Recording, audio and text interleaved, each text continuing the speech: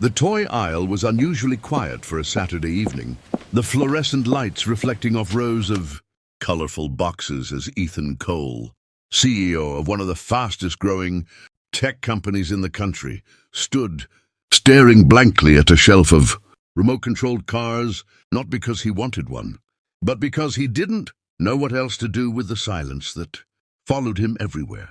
A silence that money couldn't fill and success couldn't silence. His wife had died 3 years ago, and since then, life had become a checklist of meetings, numbers, and lonely hotel rooms, until a small voice, fragile yet strangely brave, broke through his thoughts like a crack of light through a sealed window. Excuse me. And when he turned, he saw her, a little girl no older than 7, wearing a faded yellow sweater 2 sizes too big, clutching a crumpled paper star in her small hand, her eyes large, hopeful, and tired in a way no child's eyes should ever be. And before he could respond, she said the words that would change everything.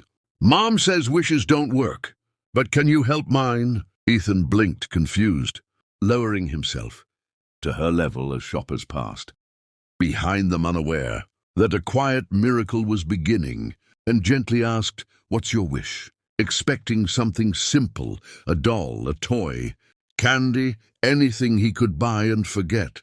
But the girl hesitated, her fingers tightening around the paper star as she whispered, "I want my mom to stop crying at night."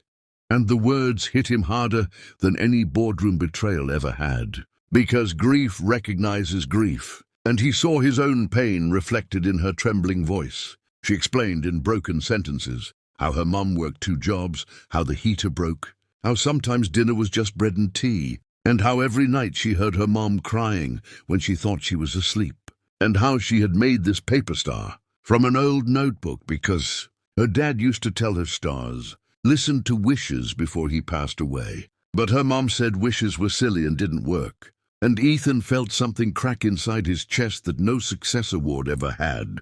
And before he realized it, he found himself asking where her mom was, only to see a woman at the end of the aisle, thin, exhausted, eyes scanning prices with the kind of fear that comes from counting coins, not dreams. Ethan stood up, walked over, and for the first time in years, he wasn't a CEO, wasn't powerful, wasn't protected. He was just a man asking, "Is she your daughter?" And when the woman nodded defensively, he said, "She asked me to help her wish." And tears welled instantly in the woman's eyes as she whispered, "I told her not to believe in wishes, because believing hurts when nothing changes." And Ethan didn't answer, because he understood that pain too well. Instead, he walked back to the girl, took the paper star carefully like it was something sacred, and said softly, "Sometimes wishes don't work the way we expect, but sometimes they work through people." And he placed the star in his coat pocket, not knowing why, only knowing he couldn't let it go. And as he paid for a small teddy bear the girl kept looking at but never touched, he realized something terrifying and beautiful at the same time. This wasn't about charity or pity or money. It was about being seen. And as the girl hugged the bear like it was hope itself and smiled for the first time, Ethan felt a warmth he hadn't felt since his wife's last smile. And as they left the store, he didn't know it yet, but that paper star was about to rewrite all their lives forever. If this story is touching your heart even a little, don't forget to subscribe, because the next chapter will prove that sometimes the smallest voices create the biggest miracles. Days passed, but Ethan couldn't forget the girl, the paper star, or the way her wish had lodged itself deep inside his soul like an unfinished sentence. And for the first time in years, he cancelled meetings not because he was tired, but because something more important was calling him. He ordered his assistant to find the woman and her daughter, not as a CEO, not with press, not with donations, but quietly, respectfully, because real help doesn't need an audience. And when he finally stood outside their small, worn apartment with peeling paint and flickering hallway lights, his heart raced more than it ever had during billion-dollar deals. The mother opened the door cautiously, shock flooding her face when she recognized him. And before she could speak, Ethan said, "I'm not here to fix everything. "I'm here to help one wish," and inside the apartment was cold, the heater broken, walls thin. But the girl ran forward holding the same teddy bear, shouting, "You came!" like she had never doubted he would. And that faith, pure, reckless, childlike, brought tears to his eyes. Over the next weeks, Ethan didn't just pay bills or arrange repairs. He showed up listening to the mother's fears, the daughter's stories, cooking meals, fixing small things with his own hands. And in doing so, he found himself healing too, because grief shared becomes lighter. And one night, as snow fell outside, the girl placed the paper star back into his hand and said, "I think my wish is working. Mom doesn't cry anymore." And Ethan realized the truth. He had spent his life building companies, but this was building life. Months later, the mother found stable work through Ethan's network. The girl started school with confidence. Laughter returned to the apartment. And on a warm spring afternoon, Ethan watched them from the playground bench, understanding that wishes don't come true through magic, but through courage, kindness, and people who choose to care. And when the girl ran to him, hugging him tightly, whispering, "Thank you for believing in my wish when no one else did," Ethan smiled, knowing that she had saved him just as much as he had helped them. And as he placed the paper star inside a frame on his office wall, he made a promise to never walk past quiet pain again, because the world doesn't change when wishes are ignored. It changes when someone stops and listens. And if this story moved you, inspired you, or made you feel even a little hope, please subscribe to the channel, because every story here is a reminder that humanity still exists. And the next one might change you too. Time did not rush forward after that spring afternoon at the playground. Instead, it unfolded gently, like it finally understood the weight of what it carried. And for the first time in years, Ethan Cole woke up each morning, not with the ache of loss pressing on his chest, but with a quiet purpose that felt unfamiliar yet right. Because somewhere across the city, a little girl was waking up believing in tomorrow, and that belief mattered more than any quarterly report ever had. He still ran his company, still signed deals and led meetings. But something in him had permanently shifted. He listened more, spoke less, noticed the invisible people he once walked past without seeing. And on the wall of his office, framed in simple glass, hung the paper star, slightly wrinkled, imperfect and priceless, a reminder that life's greatest turning points rarely announce themselves loudly. One evening, months later, the girl, whose laughter now filled rooms, instead of silence, sat beside him on a park bench as the sky burned orange and pink, and she asked a question that caught him off guard.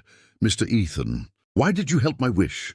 And he searched for an answer that wouldn't sound like charity or fate. But the truth was heavier and simpler, so he said, "Because once, a long time ago, I wished too." And someone ignored it, and the girl leaned against his arm without asking. A quiet gesture of trust that broke something open inside him again. Not long after, the girl's mother stood in front of Ethan's office building, wearing confidence instead of fear. Her back straighter, her eyes brighter, and when she thanked him, he shook his head gently and said, "Your daughter saved me too, because healing is never one-sided. It moves back and forth like breath." Then came the night that truly sealed everything.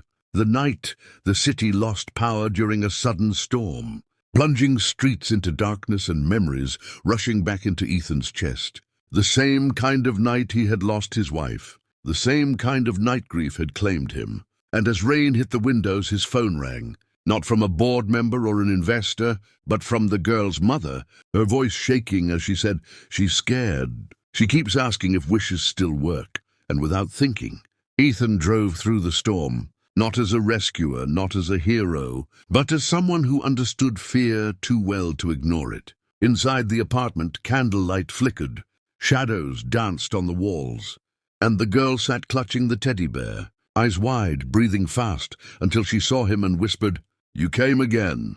And he knelt in front of her, took the paper star from his pocket, he always carried it now, and placed it gently in her hands, saying softly, "Wishes don't stop working just because it's dark." And something profound happened in that moment. something no camera could capture. The girl smiled, not because the storm stopped, but because she wasn't alone, and that was when Ethan finally understood what the wish truly was from the beginning. Not money, not comfort, not even happiness, but safety. The deep human need to know someone will show up. Years later, on a small stage at her school, the girl stood nervously holding a microphone during a speech contest, scanning the crowd until her eyes found Ethan in the front row.